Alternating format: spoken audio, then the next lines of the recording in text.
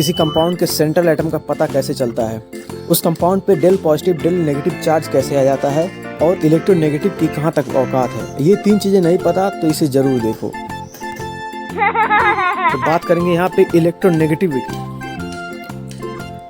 यहाँ से हम शुरू करेंगे अपनी कहानी। तो पहले तो हमें कुछ पॉइंट्स याद ही रखने होंगे, जैसे कि हमारा बोरॉन का इलेक्ट्रोनेगेटिव 2 होता है, कार्बन का 2.5 होता है, नाइट्रोजन का 3, ऑक्सीजन का 3.5 और फ्लोरीन का 4। ये सबसे ज़्यादा होता है पीरियोडिक टेबल में, इससे ज़्यादा इलेक्ट्रोनेगेटिव वैल्यू किसी की नहीं होती है। और क्लोरीन का 3, क्योंकि ये सब ज़्यादा यूज़ आने वाले हैं तो इन्हें याद रखना ज़रूरी है। बाई हार्ट याद करिए, आपको काम आएंगे।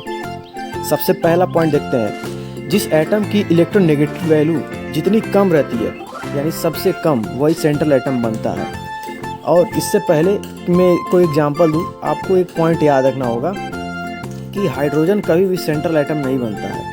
अगर कहीं पे ऐसे कंडीशन आ जाए जहां ईएन कम आए लेकिन हाइड्रोजन की ईएन उससे भी कम रहे, तो हाइड्रोजन को हम सेंट्रल एटम नहीं बनाएंगे। ये कभी भी नहीं बनता है सेंट्रल एटम, इसे आप ध्यान में रखिएगा। एक एग्जाम्पल लेते हैं HCl का। HCl में देखें H बॉन्ड Cl, तो यहाँ पे क्लोरीन हमारा सेंट्रल एटम होगा बिना शक के, क्योंकि हाइड्रोजन कभी भी सेंट्रल एटम नहीं बनता, भले ही यहाँ पे क्लोरीन की इलेक्ट्रोनेगेटिव हाइड्रोजन से ज़्यादा है।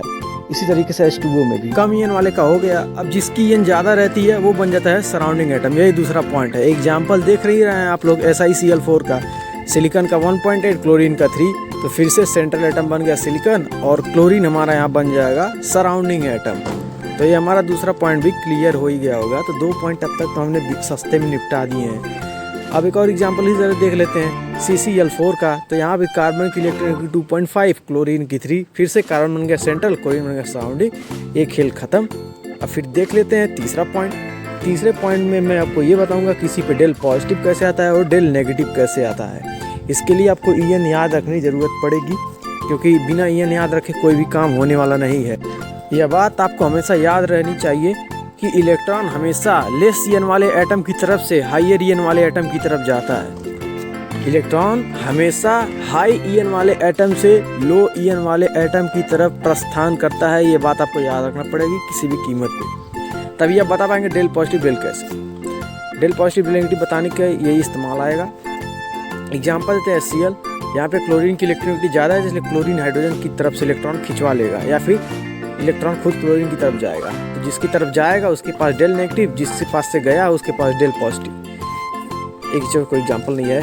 फिर एक एग्जांपल और ले लेते हैं, जैसे कोई एक सपोज करिए कोई एग्जांपल हम लेते हैं, हाँ SiCl4 का एग्जांपल लेते हैं। SiCl4 में फिर से सिलिकॉन की इलेक्ट्रोनेगेटिव कम है, क्लोरीन की ज़्यादा है, इसलिए क्लोरीन बन गया हमारा सराउंडिंग एटम। अब फिर से लेस ईएन वाली तरफ से हायर ईएन वाली की तरफ इलेक्ट्रॉन हमारा जा रहा है। तो इधर सब जाए डेल नेगेटिव और सिलिकॉन पे 4 डेल पॉजिटिव आ जाएंगे। आई होप आपने तीनों पॉइंट समझ ही लिए होंगे। और हाइड्रोजन कभी सेंट्रल एटम नहीं बनता, ये तो याद ही रखना हमेशा। ओके।